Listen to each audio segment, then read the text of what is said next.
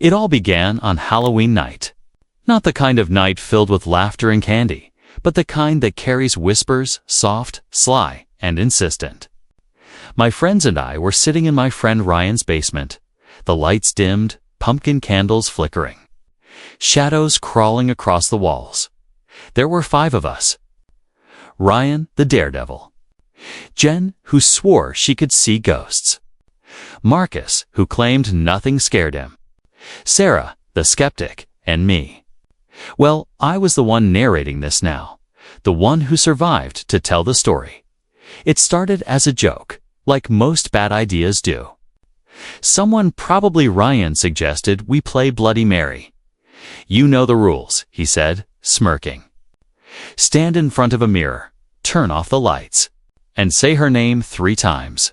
"I'm not doing it," Sarah said, her voice quivering just slightly, betraying the fact she did want to. "Come on," Ryan urged. "It's Halloween. It's supposed to be fun."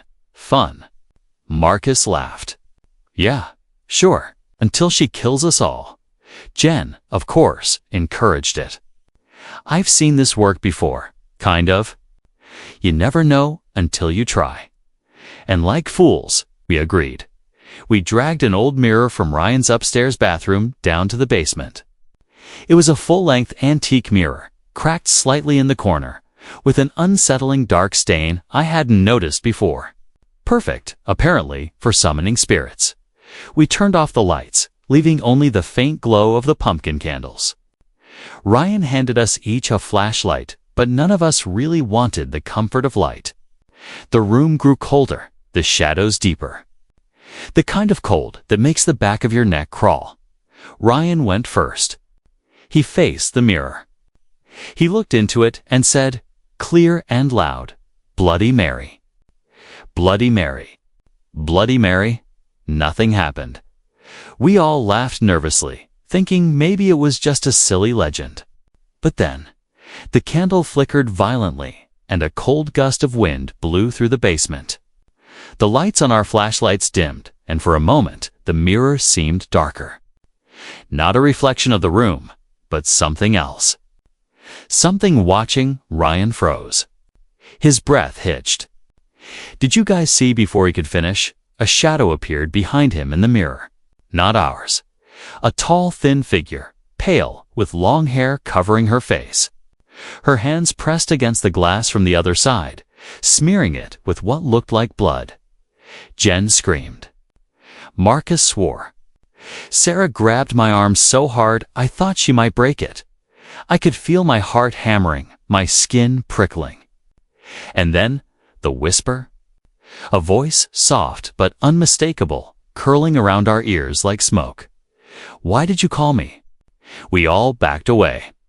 But the figure remained unmoving, staring directly at us. Or at least, it felt like she was. That was the moment I realized we weren't just playing a game. She had answered, and whatever we had called into this world was about to make sure we paid. Asterisk, asterisk, we all froze, staring at the mirror. That voice. It wasn't coming from anyone in the room. It was coming from the mirror itself. And the worst part? It wasn't just a voice. Was her voice, cold, wet, like dripping water in a cave. Ryan stumbled backward. Okay, maybe this was a bad idea. Bad idea. Marcus spat, trying to sound brave. This isn't a bad idea. This is insane. Jen didn't look at us. Her eyes were locked on the mirror, wide with a mix of awe and terror. She's real. She's really here. Sarah shook her head. This is stupid. It's probably a reflection trick or something. Some weird shadow thing. But I knew better. My gut screamed, my skin crawling as if 1,000 icy fingers were dragging across my spine. The mirror shimmered. Just for a moment, and I swear I saw a pair of glowing eyes beneath the hair. "Why did you call me?" The voice whispered again, this time louder, closer. Ryan yelled, "Stop it. Stop talking to us." And then, the first sign that this wasn't a game. The mirror cracked. A single hairline fracture spread from the top corner, slowly creeping downward as if the mirror itself were bleeding. Jen screamed, and Marcus lunged toward the light switch. But no matter how many times we flicked the basement lights on and off, the room stayed dark. Not dark like a regular room, dark like a void. A darkness that seemed to swallow sound, swallow hope, and then I saw it, not in the mirror, not on the walls, but behind Ryan, a shadow taller than him, with long hair hanging like wet seaweed, arms stretched toward him. I wanted to yell. I wanted to run, but my voice wouldn't come out. Ryan turned slowly. His eyes went wide. I didn't. The shadow grabbed him, not with hands, but with the air itself. I saw his feet lift slightly off the ground, as if some invisible weight pulled him toward the mirror. Jen and Sarah screamed together, reaching for him, but the shadow vanished. Ryan collapsed backward, hitting the floor hard. We all stared, shaking, breathless. The basement filled with the smell of cold metal and wet earth. "Okay," I said, trying to regain control. That was real. Something real is here, and it doesn't like us." Jen nodded, trembling. "We called her. She came. And now she's pissed." Marcus laughed nervously, but it sounded hollow. We just need to leave, right? We can. Leave. And she won't before he could finish. The lights flickered again.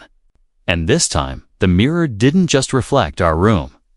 It reflected something else, a hallway. Long, dark, endless. And at the end of that hallway, a figure, standing perfectly still, staring directly at us. The whispers started again. Multiple voices overlapping now, echoing a chorus of voices. "You called me. You called me. You called me." The candles blew out. The flashlight beams went dark. We were swallowed in blackness, and then, softly. So softly, it was almost teasing. "I'm coming for you." I felt my stomach drop. Not just fear, but certainty. This was no longer a game. This was a hunt, and we were the prey. Asterisk, asterisk, we stumbled blindly in the darkness, our hands scraping against the cold, rough walls of the basement. Every step felt heavier than the last, like the shadows themselves were pressing down on us. I think I saw her. Sarah gasped, her voice shaking as she clawed at the air in front of her. "Where?" I asked, trying to keep calm, but my own voice sounded shaky, foreign even to me. She pointed toward the cracked mirror. But when we looked, the reflection wasn't ours. It was her. Bloody Mary, her face pale and twisted, hair hanging wet and dark across her eyes. And then she smiled. A small, cruel, impossible smile. Ryan swallowed hard, his face pale. She's real. She's right there. How? How is she?" Before he could finish, a hand shot out from the mirror, thin and pale, fingers curling like claws. I could see the red-stained nails glint in the dim candlelight dot. Jen screamed and jumped back. And I grabbed her arm to pull her away, but the hand reached farther, stretching impossibly, and grazed Ryan's shoulder. He let out a strangled scream. His skin burned where she touched him, like cold fire. "I told you." Marcus shouted, his bravado gone, his eyes wide with terror. "I told you this wasn't just a story." The mirror shimmered, and suddenly the room shifted. The basement wasn't the basement anymore. The walls seemed taller, the ceiling higher, stretching into darkness. The mirror reflected a long hallway, endless, filled with shadows moving on their own. And at the far end of that hallway, she was standing, waiting, watching. "Why us?" Jen whispered, more to herself than anyone else. The voice came again, dripping like poison, curling around our ears. "Because you called me, and now I stay." Then The first real horror hit. I saw it first. Ryan's reflection in the mirror didn't match him anymore. His eyes were gone. In their place were black pits, empty, sucking the light out of the room. His mouth hung open in a silent scream. Ryan screamed too, but it was like the sound was trapped. Echoing off the mirror, coming back at us distorted and wrong. Sarah grabbed my arm. We have to get out, now. We ran blindly through the basement, knocking over boxes, tripping over discarded junk, desperate for the stairs. But every corner we turned, every shadow we passed, the whispers followed. I see you. I see you. I see you. And then the mirror moved. Not just in reflection, but physically. Slowly, it crept toward us. The cracked edges stretched as if the glass itself were alive, curling like tendrils toward our feet. Marcus froze. It's coming out. I didn't argue. We bolted for the stairs. But the air was thick now, thick and sticky, like walking through molasses. Each step burned, each breath was a struggle. I heard Ryan scream behind me, and then... silence. I risked a glance back. The shadow was gone, and Ryan was on the floor. Shaking, his eyes wide, staring at the basement ceiling as if he'd seen something no one else could. Don't stop, I said, grabbing his arm. We keep moving, upstairs. Outside, Jen clung to me, trembling. It's following us. I can feel it. It's right behind us. And then I heard it. That slow, wet, scratching sound, like fingernails on metal. Behind us, I didn't dare turn, but I knew she was close, and there was nowhere left to hide. We finally made it upstairs, bursting through the basement door like a herd of terrified animals. The hallway beyond was dimly lit by the flickering overhead bulb, but it offered no comfort. Every shadow seemed alive, twisting toward us with intent. Ryan leaned against the wall, gasping for air, pale as a ghost. His eyes were wild. She touched me, he whispered. It burned. I felt my skin. My blood, keep moving. I snapped, grabbing him by the arm. If we stop, we're dead. We ran down the hall toward the front door, but the lights flickered violently. The door seemed farther away than it should have been, like the house itself had stretched, trapping us inside. Sarah stumbled. I think. She's in the walls. I hear her. Her words barely left her lips when the scratching started again. Louder now, all around us. The sound of fingernails scraping, coming from every direction. The house groaned, the walls seeming to pulse. Alive with a presence we couldn't escape. Jen screamed as she backed into a corner. She's here. I can feel her. Marcus tried to laugh, but it sounded hollow. It's just shadows. Just shadows moving. Where a wet, cold hand shot out from the wall behind him, wrapping around his throat. He gagged and clawed at it, but it held him tight. His flashlight clattered to the floor. I grabbed a fire poker from a nearby stand and swung blindly, hitting the wall. The hand retracted with a wet, tearing sound, leaving Marcus gasping and clutching his neck. She's playing with us, I said, voice shaking. She's toying with us. We stumbled toward the living room, only to find the front door gone, replaced by a black void, as if the exit itself had been swallowed. Look. Jen pointed to the living room mirror. It wasn't reflecting us. It was showing another version of the house but dark. Distorted, flooded with shadows, and at the center. Bloody Mary waited, watching, smiling. Ryan whispered, we shouldn't have called her. We shouldn't. And then Marcus screamed. I spun around, but it was too late. His reflection in the mirror twisted horribly, his mouth opening impossibly wide, eyes rolling back. And suddenly, he vanished. Sarah screamed, clutching Jen. No, Marcus. I wanted to believe he was hiding, that this was some trick. But deep down, I knew the truth. Bloody Mary had taken him. Jen grabbed my arm, shaking. We have to find a way out. She's hungry, and we're all she sees. That's when the whisper returned, louder and closer, surrounding us. You called me? You called me. You can't run. I felt the air thicken. My lungs burned. My legs trembled, but I had to keep moving. We ran through the house, which seemed to twist and stretch around us. Doors led to walls. Windows opened into pitch-black voids. Every time we slowed, the whispering intensified. Every shadow moved. Every mirror showed her closer than she was, and then it's the first glimpse of her outside of any reflection.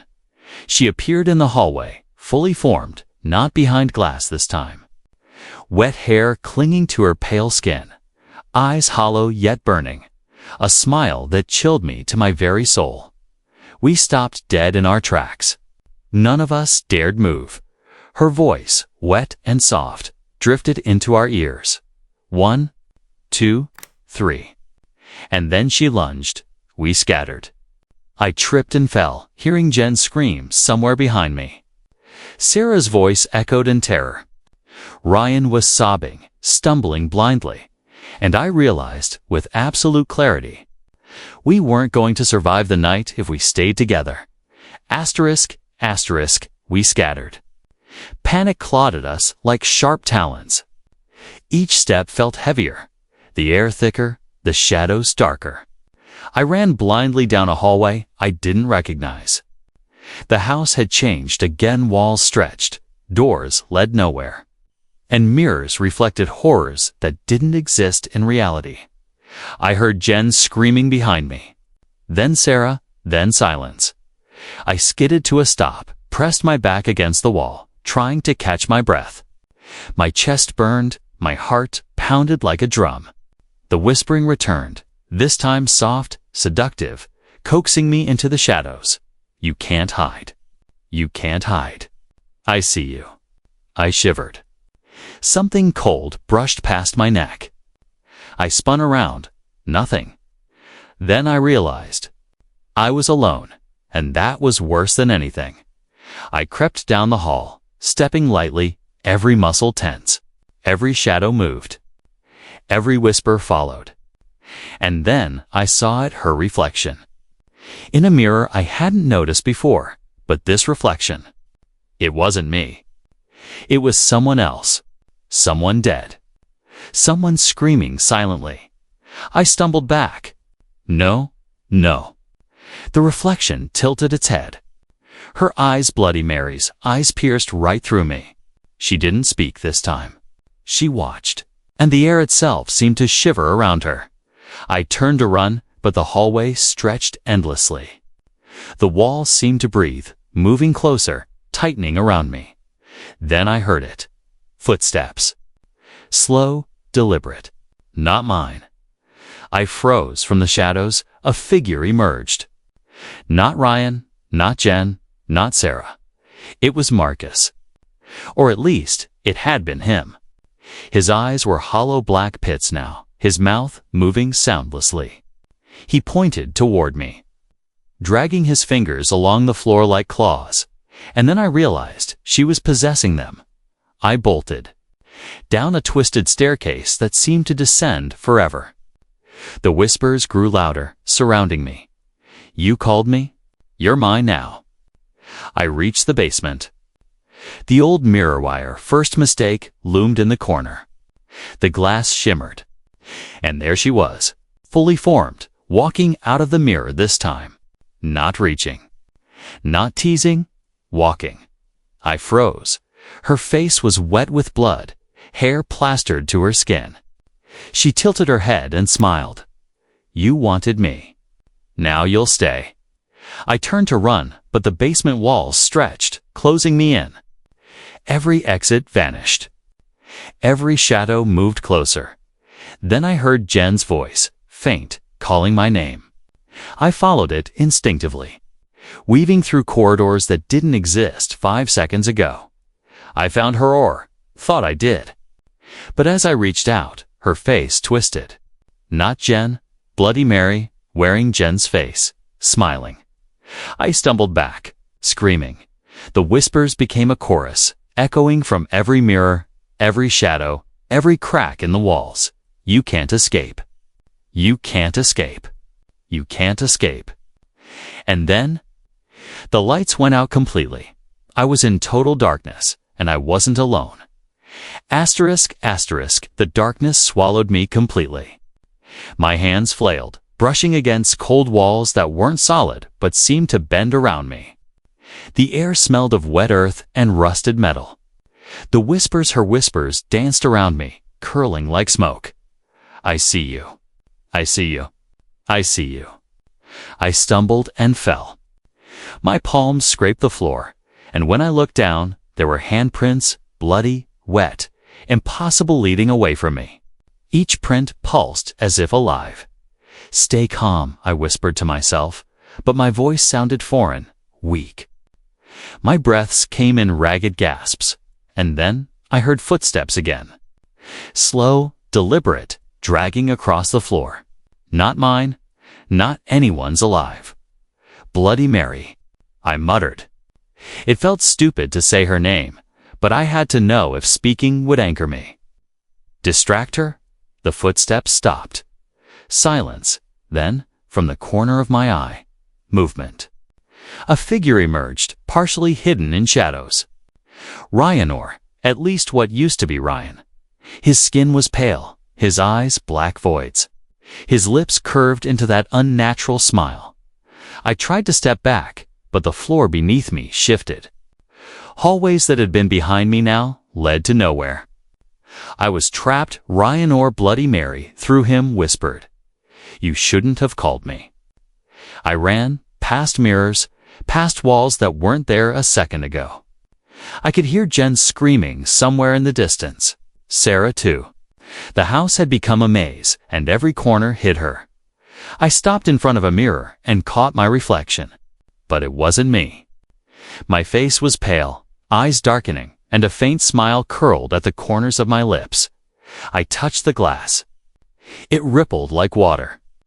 And then her face appeared behind mine, pressing against the glass from the other side. "Soon," she whispered. "Soon, you'll be mine." I stumbled backward, knocking over a chair. The shadow of her hand stretched across the floor, crawling toward me, moving faster than anything natural should. I heard Ryan screaming. In the distance, again this time, his voice and Jen's were overlapping, distorted, echoing from every corner. I realized then that she didn't just want us scared. She wanted us broken, each of us individually. I grabbed a flashlight that was lying on the floor and shone it at the mirror. The reflection hissed, recoiling as if the light burned her. It was then I noticed a pattern. Each time she appeared, she came closest when we were separated, when we panicked. When we fought, cried, or ran, she gained power. I had to stay calm. I had to find the others. I ran toward a faint sound, Chen's voice, crying out my name. Around a bend in the hallway, I found her. She was backed into a wall, shivering, staring at a cracked mirror that wasn't reflecting her but her own worst fears. "Jen," I shouted. She looked at me like she'd never seen me before. I can't do this," she whispered. "She's everywhere. In me, in you." I grabbed her hand. "We survive together. We stay together. We fight, and then..." The mirror shattered. Pieces of glass flew through the air, suspended mid-air. A figure stepped out from the shards. Bloody Mary, fully formed, walking calmly toward us. I raised the flashlight, shaking. The shards reflected her in 1,000 horrifying angles. "You're mine," she hissed. We ran, but deep down, I knew the truth. This house, this night, had already chosen its prey. And it wasn't over. Not by a long shot. Jen and I ran through the warped hallways, the house twisting around us like it had a mind of its own. The walls pulsed in the dim light of our flashlights. Every shadow moved, creeping closer, stretching unnaturally. "I can't do this," Jen gasped, clutching my arm. She's inside everything. The walls, the mirrors, even my head." I shook my head, trying to steady myself. "We stay together. That's the only way. Keep moving, don't stop." The whispers began again, rising in a deafening crescendo. "You can't hide. You can't hide. You can't hide." We rounded a corner, and I froze. In front of us stood a mirror I hadn't seen before, full length, ornate, dark as night. And in it, every one of us. Not just Jen and me, but Ryan, Marcus, Sarah, all trapped in her reflection, eyes wide, mouths screaming silently. "No," Jen whispered, tears streaming down her face. And then, the mirror cracked. Slowly, the cracks spread like lightning and a cold wind rushed out, blowing our hair and clothes like a storm had erupted inside the house. Bloody Mary stepped through the shards. Her hair was wet, clinging to her face. Her eyes black pits locked on mine. She raised a hand, not just to strike, but to beckon. I realized something. The mirrors weren't just portals, they were traps. The more frightened we were, the easier it was for her to pull us in. I clenched my fists, forcing myself to breathe. "Calm, stay calm, Jen." I yelled. "You need to do what I do. Focus on me. Don't let her see you panic." Jen nodded weakly, staring into my eyes. And I did the same. But Bloody Mary didn't hesitate. She lunged, faster than humanly possible. And then, we both heard it, the sound of glass shattering behind us. Sarah, Ryan, Marcus. They weren't gone. Somehow, they'd broken free from the mirror's pull, but at a cost. Each looked wrong, hollow, haunted. Their eyes darted, twitching. We couldn't stop. We had to keep moving. Through the hallway, the walls stretched again, forcing us into a narrow corridor. The whispers turned into voices we recognized our own. "You're mine. You're mine. You're mine." I stopped and realized the cruel twist. The more she whispered our names, the closer she got, the more she knew us. Our fears, our guilt, our secrets. All weapons against us, and then a thought hit me. A desperate, dangerous idea. The legends, everything I dismissed as silly stories. Warnings from old Halloween tales, they all said the same thing. You can't run. You can't hide. But you can trick her. I grabbed Jen's hand. "We need to turn this around. She's feeding off fear. We act calm, act confident. We trick her into thinking she's lost us." Jen's eyes widened. That could work." "It has to," I said. "Otherwise, we're done for." We slowed our breathing. We stopped screaming. We stared straight at the shadows, not away, not down, not into the mirrors. And then she appeared again, just ahead. But something changed. Her steps faltered. The smile twisted into confusion. She wasn't sure. For the first time, I saw weakness, and I knew. The fight wasn't over. But maybe, just maybe, we could survive. We slowed. Every step measured, every breath controlled. For the first time that night, I felt a tiny flicker of control. Jen mirrored my movements, matching my pace. Together, we forced our fear down, buried it deep. The hallway ahead twisted again, but I didn't flinch. The shadows clung to us, whispering, calling our names, trying to pull us into panic. "You're mine. You can't run." I forced a grin, shaky but defiant. "Not tonight," I muttered. And then she appeared, Bloody Mary, fully formed, stepping through the mirror like it was her own domain. Wet hair plastered to her face, her hollow eyes burning with hatred. "Calm," I whispered to Jen. "She wants us scared." Don't give her what she wants." Her lips curled into a wicked smile, and she lunged. I raised the flashlight, not to illuminate, but to assert presence. The beam cut through the darkness, slicing across the shadows like a blade. She hissed, recoiling slightly. I grabbed a shard of broken mirror from the floor and held it up. Reflected light, anything to disorient her. Jen followed, picking up a candle and holding it like a torch. And it worked. The shadows shivered. The whispers faltered. Bloody Mary paused, tilting her head. She was unsure, unsteady. For the first time, she hesitated. We didn't waste the moment. I motioned for Jen, and we ran toward the stairs that now appeared where there had been only walls. The house seemed to resist us, walls twisting, floors stretching, but we moved as one, calm. Coordinated. Behind us, I heard the wet, dragging steps of those she had possessed. Marcus and Ryan, hollow-eyed and twitching, followed at a distance. They reached for us, but the candlelight and reflection held them at bay. We reached the front door, at least what looked like a front door. I pressed my hand against it. Cold, solid, real, but then, Bloody Mary appeared between us and the exit. She raised her hand. The air thickened, turning heavy, almost suffocating. "Don't be afraid," I shouted, forcing confidence into my voice. "We're not afraid of you." Her form flickered. The shadows around her swirled violently. She screeched, a sound so unnatural it made my blood let. Jen stepped forward, holding the candle high. "Go!" she shouted. Now, I grabbed her hand. Together, we ran straight at her. Something impossible happened. The candlelight caught her face at just the right angle. She screamed, bending backward into the shadows, the darkness swirling around her, retreating from the light. The mirrors cracked, the shadows receded, and for the first time that night, the house felt still. We didn't stop. We ran through the front door. The cold night air hit us like a wave.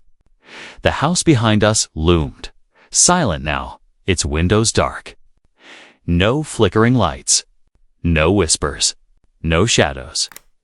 We were outside. We were alive, but even in the safety of the street, I knew something. She hadn't gone.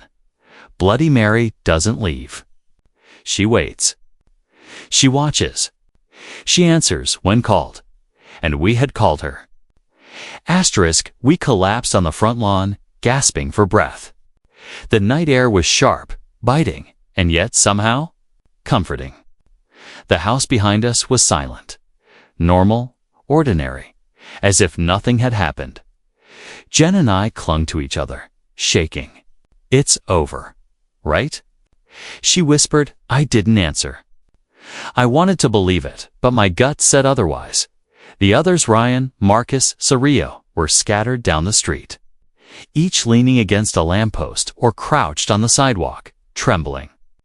Their faces were pale, haunted, their eyes darting toward every shadow. We had survived, somehow, but survival didn't erase what we had seen, what we had felt. Later, as we tried to recount the events, everything became hazy. The mirrors, the hallways, the shadows. It all felt like a nightmare. Yet the scratches on the floor, the shards of mirror in my backpack, and the faint red stains on Jen's sleeve reminded us it had been real.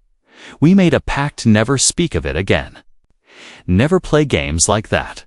Never summon her. But the unease didn't fade. That night, I dreamt of her. Standing in the hallway of my childhood home, hair dripping wet, eyes hollow, whispering, "You can't hide. You called me." And I woke up with a cold sweat, the taste of blood in my mouth. Jen texted me the next morning. She said she couldn't shake the feeling of being watched. That sometimes, in the corner of her room, she could see long hair and a pale face. Ryan, Marcus, and Sarah reported the same. Every mirror, every reflective surface felt wrong. They couldn't look into it without shivering. I tried to convince myself it was paranoia, trauma, the imagination running wild after a night of horror. But deep down, I knew the truth. She wasn't gone. She waits for the next dare, the next curiosity, the next foolish soul who calls her name. And someday, she will answer again. Even now, I sometimes glance at a mirror and feel that faint pull, that cold stare, as if she's watching, waiting, remembering, planning. We survived, but we are not safe. Not ever. And that is the final, bitter truth of calling Bloody Mary. Because once she answers, she never really leaves. I thought we were done. I thought the night had ended, but sometimes surviving isn't winning. Sometimes it's just the beginning of a new kind of nightmare.